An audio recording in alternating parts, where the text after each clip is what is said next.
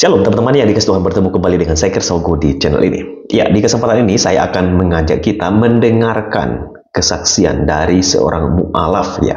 Katanya dulu dia adalah seorang Kristen dan sekarang masuk Islam dan memberikan kesaksian di channelnya Ngaji Cerdas. Nah, mestinya Ngaji Cerdas ini harus kritis ya, supaya tidak sembarangan mengundang orang. Ya, kita tidak tahu ya apakah ini betul-betul mu'alaf.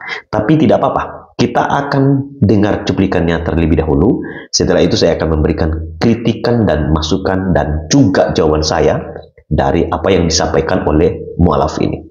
Mari kita dengarkan cuplikan video berikut ini. Bismillah.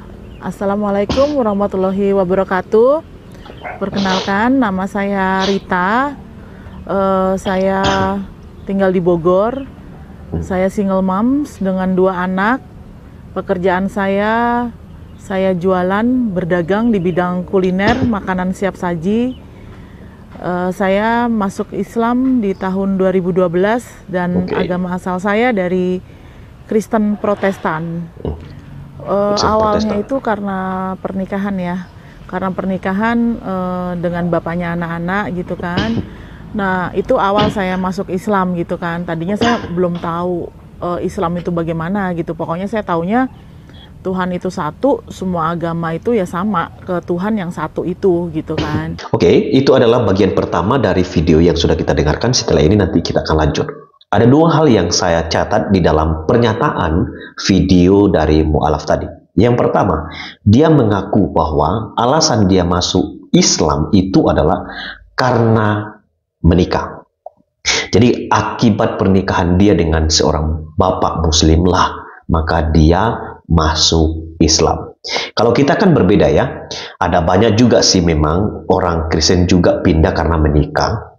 Tetapi ada banyak orang yang dulu tidak percaya kepada Kristus, menolak Kristus dan bahkan menentang kekristenan, tapi akhirnya mereka percaya kepada Tuhan Yesus dan mereka menjadi murid Kristus. Jadi dari banyak kesaksian dari murtadin yang kita dengarkan, mereka masuk Kristen itu bukan karena yang lain, tetapi karena Kristus ya. Karena mereka percaya bahwa Yesus adalah Tuhan dan Dia adalah satu-satunya yang dapat menyelamatkan dan memberikan hidup kekal kepada kita yang percaya kepadanya.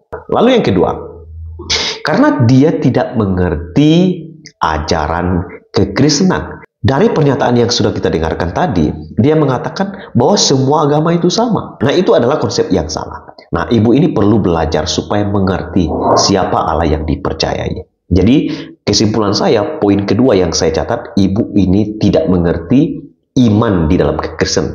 Walaupun dia mengatakan tadi, saya adalah seorang Kristen dan Kristen Protestan. Nah, kita lanjut ya. Nah, itu prosesnya itu lucu lagi. Itu dapat lagi gitu kan. Yang rencananya mau jadi pasangan hidup juga, agamanya muslim lagi gitu kan. Agamanya muslim lagi. Nah, di situ sempat tidak disetujui oleh orang tua dari calon saya itu karena saya agamanya Kristen Nasrani gitu kan. Nah, terus di situ saya ada apa sih kok sampai segitunya ya, sampai saya nggak boleh ke rumahnya juga kalau saya masih agama Nasrani. Nah, dari situ saya langsung mencari ada apa sih ini dengan Islam tuh kenapa sih gitu kan. Seperti itu akhirnya saya mencari tahu gitu kan, terus kebetulan sama calonnya ini juga saya nggak jadi menikah ya, tapi dari situlah saya akhirnya belajar mencari apa itu Islam.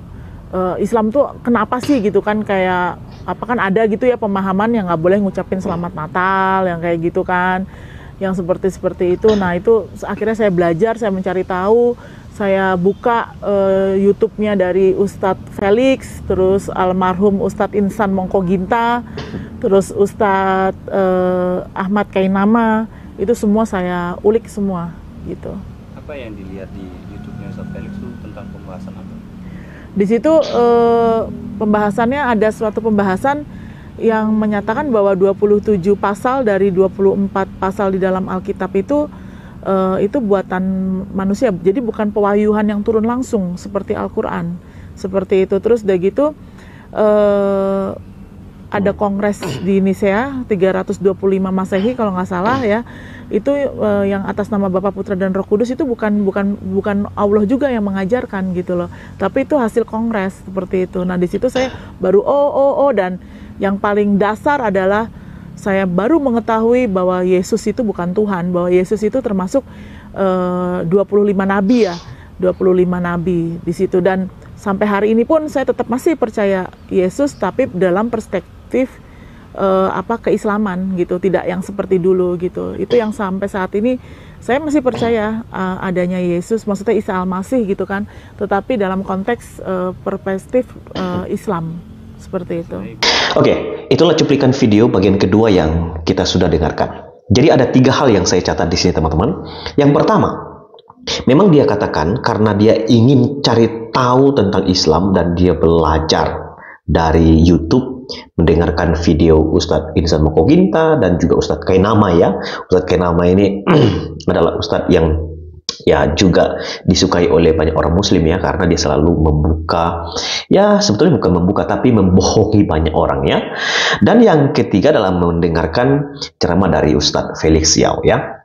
Dan sebetulnya kalau dia adalah orang Kristen Protestan, mestinya belajar kebenaran, belajar Alkitab dengan sungguh-sungguh. Jangan belajar yang lain dulu kalau tidak punya dasar.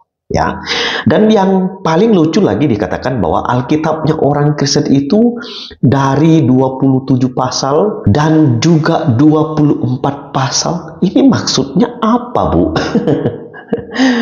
Alkitabnya orang Kristen itu ada 39 kitab di dalam PL dan PB itu ada 27. Maksud Ibu apa? Kata Ibu ini lagi, semua kitab itu adalah buatan manusia. Nah ini kekeliruan ya. Jadi dari video yang kita dengarkan ini justru membuktikan bahwa dia nggak mengerti kekristenan dengan benar. Bagian kedua yang dia katakan, konsep Allah Bapa, Allah Anak, dan Allah Roh Kudus itu tidak ada di dalam Alkitab dan itu tidak benar. Justru itu karena ada kongres di 325 ya, Konsili Nisea. Nah ini lagi salah ya. Jadi datanya ini sama seperti pernyataan-pernyataan dan tuduhan-tuduhan banyak muslim yang mengatakan bahwa di tahun 325 itulah Yesus diangkat jadi Tuhan. Nah itu ketidakmengertian mereka. Di tahun 325 itu adalah sidang di Konsili Nisea di mana bapak-bapak gereja memberikan satu penegasan bahwa ajaran yang muncul adalah ajaran yang bidat, yang menolak Kristus, itu harus ditolak. Jadi itu bukan untuk mengangkat Yesus jadi Tuhan, tetapi memberikan penegasan karena ada ajaran bidat dari Arius yang menolak ketuhanan Yesus Kristus.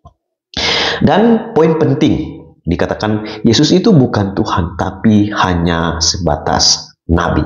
Nah ini adalah masalah serius. Kenapa masalah serius saya katakan?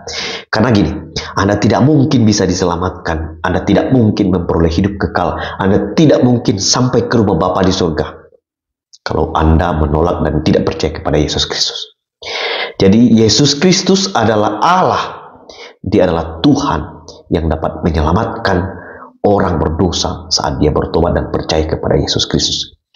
Jadi ketika Anda menolak Yesus, itu berarti Anda menolak untuk menikmati hidup kekal di dalam kerajaan surga. Hanya yang datang dari surga yang dapat membawa kita ke surga. Kita tidak mungkin sampai ke surga kalau Kristus tidak datang dari surga membawa kita ke surga. Kiranya video ini boleh memberikan edukasi, menjawab keraguan dari banyak orang, bahkan mungkin Anda yang sedang menyaksikan video ini. Kiranya iman saudara tetap teguh di dalam Kristus dan tetap setia ikut Tuhan.